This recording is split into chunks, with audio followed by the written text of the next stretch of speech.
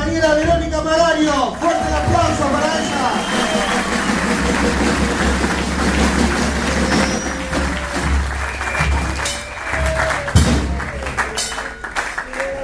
Bueno, buenas tardes. ¿Qué pasa, Marcelo? Bueno, buenas tardes, compañeros. A ver, ¿dónde está esa juventud? A ver, ¿dónde está esa juventud?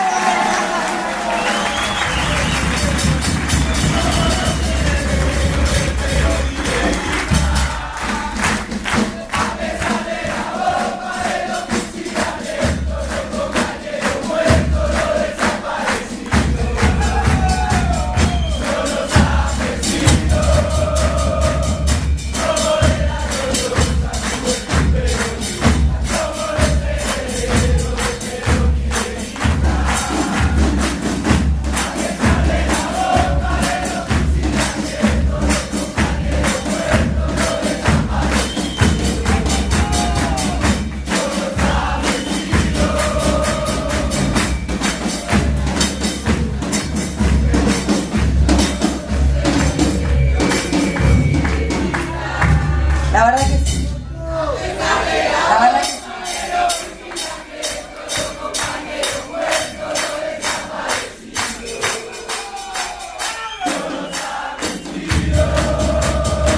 Que se escuche toda la danza, ¡vamos! Somos los herederos de a pesar de la bomba, de los fusilamientos, los compañeros muertos, los desaparecidos. ¿Qué pasó?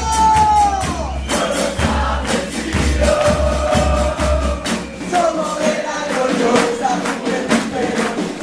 Somos los herederos de Perón y Evita.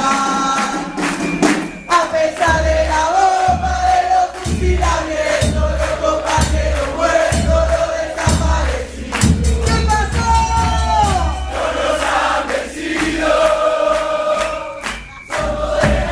Compañeros, compañeras, compañeros. Ana, bajate de ahí, ¿qué haces? Nosotros ya no somos de la juventud boliviana. ¿Qué espíritu que tiene esa juventud peronista? No, la verdad que somos unos cuantos los que somos un poquito más grandecitos, ¿no? Mandato cumplido. Pero la verdad que... Pero la juventud y esa euforia de la juventud y esos ideales y esa fuerza que tiene la juventud es algo que no se pierde nunca en la vida.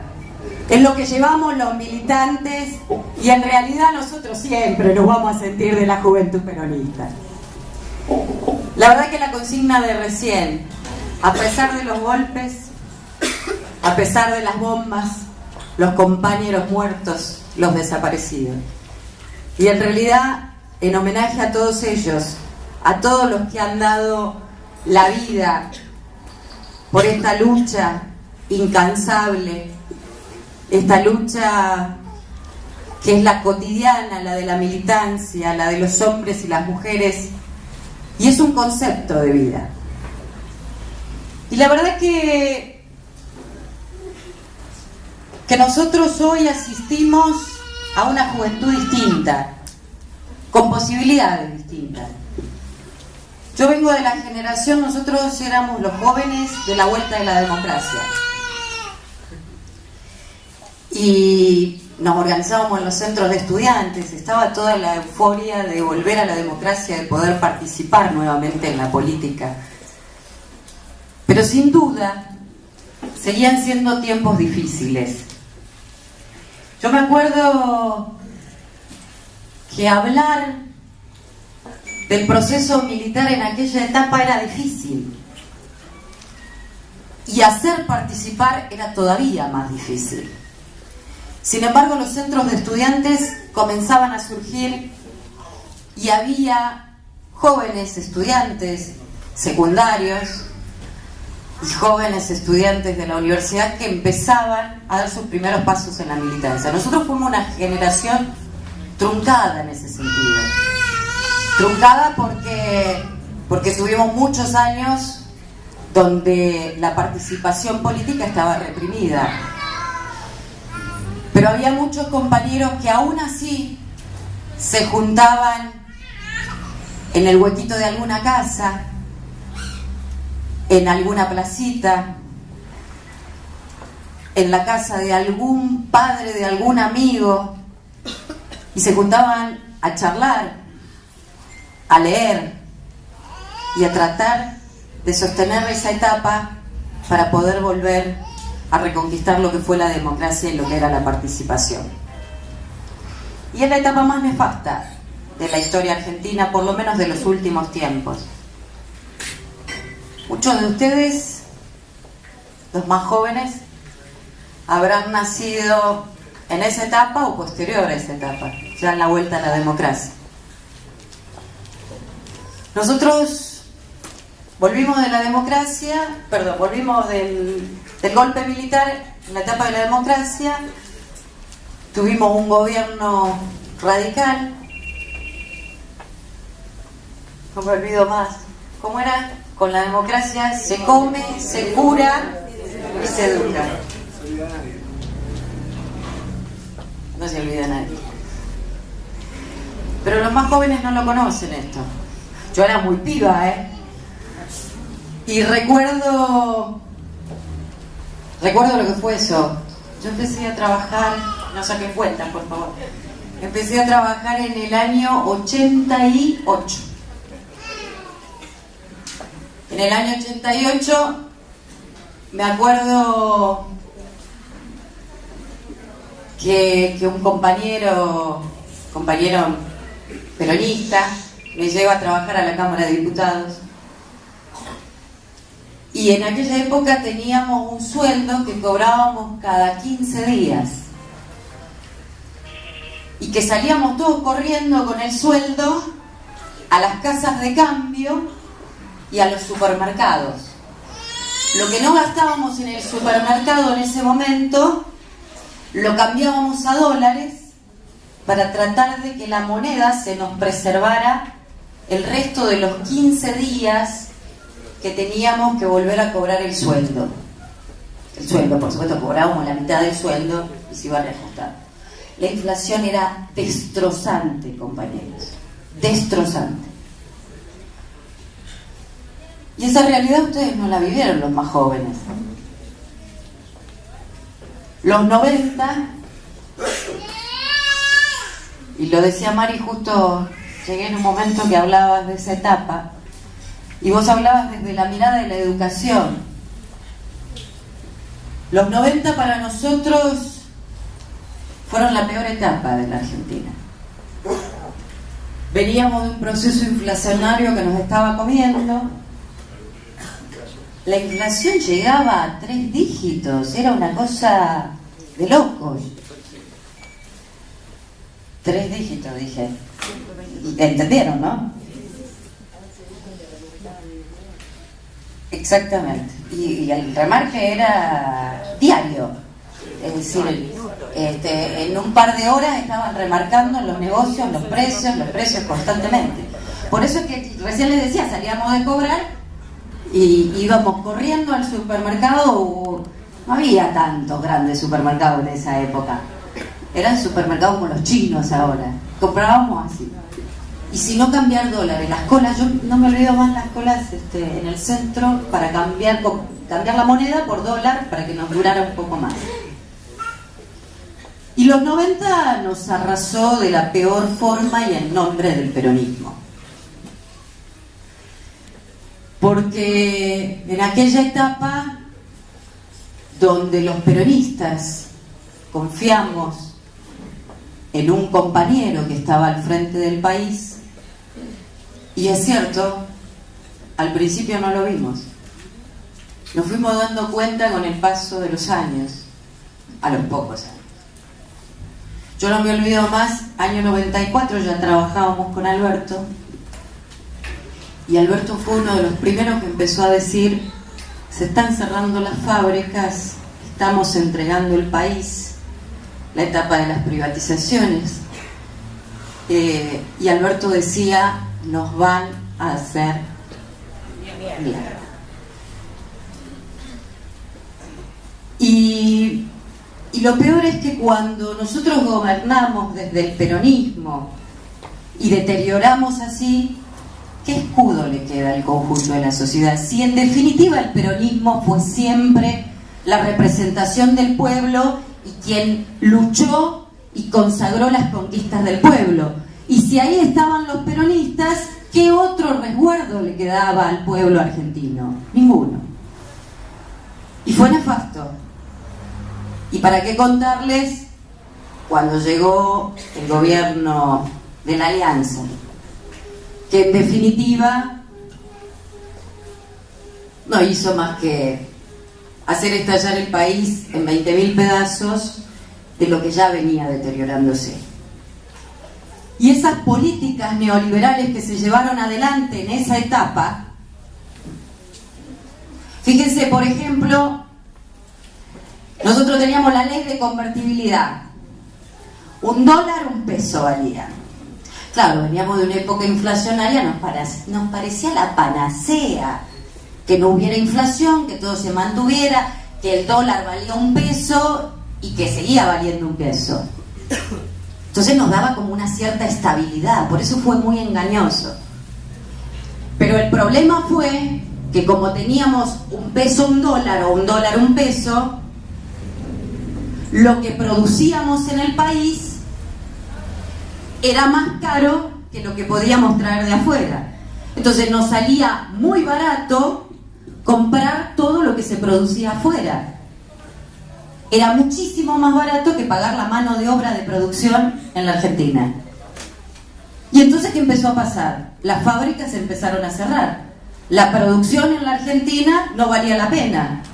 Y nuestros productos agrarios del campo, los ganaderos, los agrarios, digamos, los cultivos, las vacas, la carne, eran muy caras para salirlas a exportar al mundo, porque teníamos $1 1 a 1.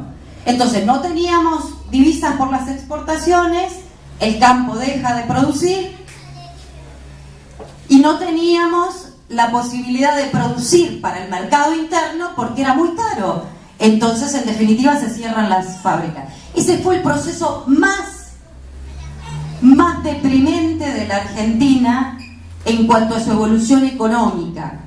La crisis económica comienza por el plan de convertibilidad instrumentado por ese señor que se dijo peronista y no sirvió más que para los intereses foráneos y destruir el pueblo argentino en aquella etapa. Y la verdad es que nosotros, desde el peronismo, empezamos a notar esto y no pudimos crear la autodefensa de aquello. Y fue muy duro, porque nos encontramos con la crisis del 2001. Y yo recuerdo que con Alberto asume en diciembre del 99. Y muchos de los compañeros que estarán acá recordarán lo que fue gobernar durante el año 2000, cuando surgen las grandes movilizaciones y las grandes organizaciones de los desocupados, con un gobierno nacional de la Alianza que no era capaz de sostener absolutamente nada, ni desde la cuestión económica, ni desde la cuestión social, ni desde la cuestión política. Y para nosotros fue la peor etapa de la Argentina, llegar a la crisis de diciembre del 2001. Y la verdad es que cuando resurge, porque tuvimos toda una etapa, ¿no? A ver, 2002 hubo que atravesarlo, y ustedes se acordarán los más grandes y los más chicos ahí ya se deben acordar. ¿Cómo salimos en defensa naturalmente cada uno de nosotros? ¿Cómo nos organizábamos en los barrios? El famoso trueque. ¿Se acuerdan del trueque? ¿Se acuerdan o hace mucho del trueque?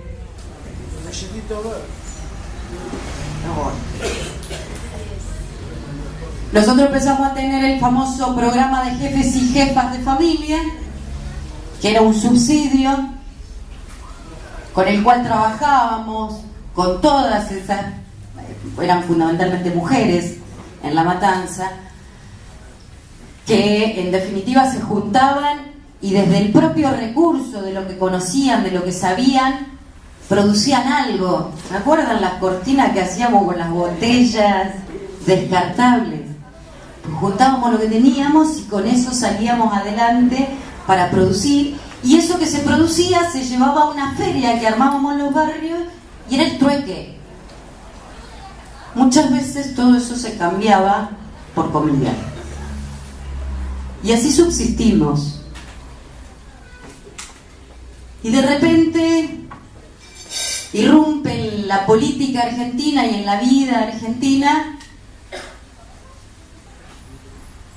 un compañero con todas las letras, que la verdad que es cierto que llega con el 22% de los votos, cuando nadie lo conocía y cuando nadie sabía quién era realmente, y que Alberto nos dice vamos para acá, y como buenos militantes y orgánicos de nuestra propia organización, fuimos para donde nos indicó Alberto, que era un visionario, está más que claro, y nos dijo: con este compañero nosotros vamos a dar vuelta a la Argentina. Y nosotros lo mirábamos, pero nos convencimos de eso y empezamos a caminar. Pero digo, irrumpe en la Argentina un compañero que para ustedes los jóvenes, Néstor es lo que fue para nosotros Perón en el 45, y esa es la historia que se vuelve a dar.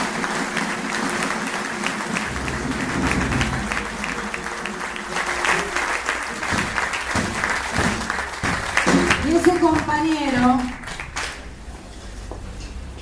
que llegó en la peor crisis tuvo la firme decisión política de poner a la Argentina de pie. Y tremendo trabajo tenía. Las instituciones estaban absolutamente deterioradas, pero deterioradas porque la gente no creía más ni en la política, ni en los políticos, ni en las instituciones. Había una crisis política. Por el otro lado había una gran crisis económica y social. Es real que en la Argentina más del 50% de la población que podía trabajar no tenía trabajo y padecía hambre. Esta es la verdad de ese momento crucial. Y vino a darnos a todos la posibilidad de gobernar desde el peronismo y con una mirada peronista. Porque si uno enumera cada una de las cosas que sucesivamente los jóvenes hoy aprecian y toman de este modelo, de este proyecto político, no es más que leer el peronismo y entender a Perón y lo que Perón hizo del 45 al 55. Y Fernando parafrasea siempre y dice: después del primer gobierno de Perón y de Evita, el segundo mejor gobierno del peronismo fue desde Néstor Kirchner hasta la actualidad. Y es real, compañeros. Y aquella vivencia que tuvieron nuestros compañeros del 45, cuando se lo sacan a Perón en el 55, cuando no lo sacan, y cuando lo mandan al exilio, y el largo trajinar que fue la resistencia primero, y después fue el lucha y vuelve, en los años 70, era esa mística que tenían los militantes de aquella época, la misma mística que tendría cada uno de ustedes si hoy la sacaran por la fuerza Cristina. Se repite la historia. 17 años demoramos en volverlo a traer al general a nuestra patria. Y lo peor que nos pasó es que al poco tiempo de llegar, al muy poco tiempo, en el 74, Perón muere. fundamentalmente digo, ¿cuál fue el rol de la juventud en toda esa etapa? O en las distintas etapas de la Argentina. ¿Y cuál es el rol hoy de la juventud? Es la defensa de las conquistas. Las conquistas que el peronismo le ha dado al pueblo argentino. Y en esto, si me permiten 2 minutos, porque vengo como muy cargada estas 2 últimas semanas. Y digo por qué vengo muy cargada, porque en el recinto de la Cámara de Diputados hemos debatido 2 grandes temas. Y la verdad que me enorgullezco de este gobierno y la verdad que me avergüenzo de la oposición que tenemos. Cortito se lo voy a hacer. La semana pasada, el miércoles pasado, votamos pago soberano. ¿Qué es el famoso pago soberano? Simple y sencillo. Ustedes todos conocen lo que es los fondos buitre, ¿no? ¿Se los hago sencillito? Lo único que hemos hecho es cambiar la famosa sede de pago para nuestros bonistas que se reestructuraron en la deuda, tanto en el 2005 como en el 2010. Nosotros el depósito de esos pagos de la deuda lo estábamos haciendo en Estados Unidos. Gracias al juez Griesa, el último depósito que hicimos fines de junio quedó confiscado o detenido o parado ahí y no pudimos pagarle a los bonistas. Nosotros tenemos un próximo vencimiento ahora a fines de septiembre. ¿Qué es lo que hicimos con esta ley que mandó Cristina? Hemos cambiado la sede de pago. La sede de pago ahora va a ser en Banco Argentino, Banco Central Argentino. Y la posibilidad de tener a Francia también como lugar de pago. He escuchado barbaridades de la oposición. Los masistas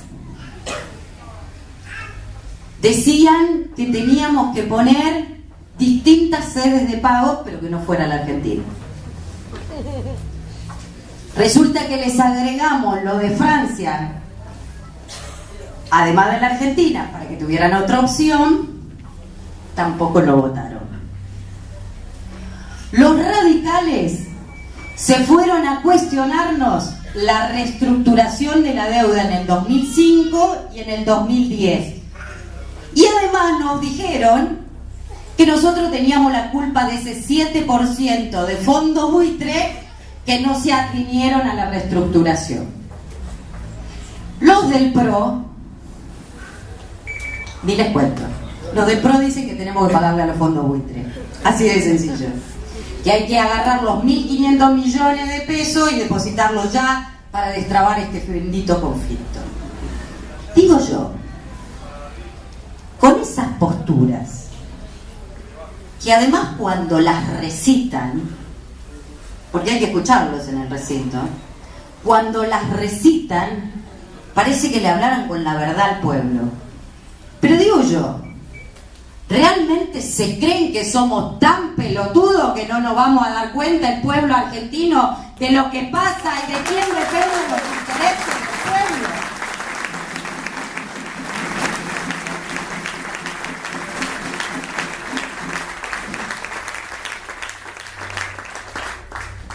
Y sin ir más lejos, antes de ayer, hoy es viernes, el miércoles, en el recinto votamos algunas leyes, que era un paquete de leyes en función de la defensa del consumidor y la famosa ley de abastecimiento. Nos dijeron que la ley de abastecimiento... ¿Ustedes saben para qué sirve la ley de abastecimiento? Para abastecer, para regular precios máximos y para abastecer cuando hay desabastecimiento. ¿Se acuerdan en la época del 2008 lo del campo? Que tiraban la leche, abrían los camiones de leche y la tiraban en las rutas y generaban que la leche no llegara a las ciudades. Cuando vos le aplicás la ley de abastecimiento, lo obligás a que esa leche llegue a donde tiene que llegar. Por ejemplo, y además sirve para ir controlando los mercados. Porque la verdad que en los mercados, si nosotros se los dejamos libres a los grandes empresarios o los grandes monopolios, generan el precio que quieren generar. Y es mentira que el mercado va en función de la oferta, la demanda. No, muchachos. Acá hay monopolios que concentran los precios y generan los precios de los productos que van a la canasta argentina. No es ni el almacenero ni el productor. Son monopolios los que manejan los precios en la Argentina. Y la ley de abastecimiento sirve como instrumento para poner un tope a esto. Ahora, ¿saben qué tuvimos que escuchar en la Cámara de Diputados? Por ejemplo, a Echeverre. A Echeverre decir que esta ley era inconstitucional porque iba a venir a sacarle los cereales que tienen guardados en los hilos y que generan desde hace meses que no haya trigo para que el pan suba el precio, que no haya maíz para que suba el precio, porque ellos lo tienen guardado en 5 lugares donde han acopiado la cosecha entera, no solo de trigo, de maíz, sino de soja, porque intentan ponernos los precios a nosotros dentro del mercado interno. Y la verdad que vi cómo algunos sectores acompañaban a Echeverre. Y es cierto que les dolió esta ley de abastecimiento, pero verdaderamente lo que estaba en discusión ayer o antes de ayer era si el Estado debía o no intervenir en la regulación de los precios y, en definitiva, en la regulación del abastecimiento de los productos que consumimos normalmente. Y esto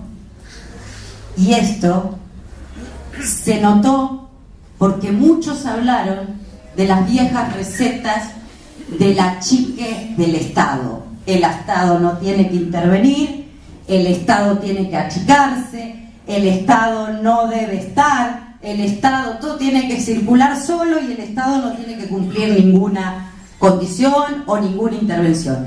¿Saben qué estamos discutiendo? El peronismo, compañeros, porque nosotros los peronistas sabemos intervenir y garantizar al pueblo argentino las necesidades y ir por los más vulnerables.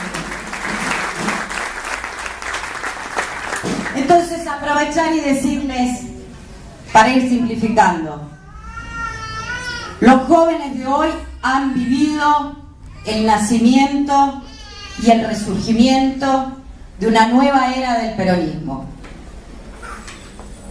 Esta mochila con la que se van cargando los militantes jóvenes de esta etapa es para seguir luchando y fundamentalmente para dar hasta la última batalla necesaria para terminar con la famosa revolución inconclusa que iniciaron Perón, Evita, Néstor y Cristina, y que la vamos a garantizar en el 2015, en los próximos años,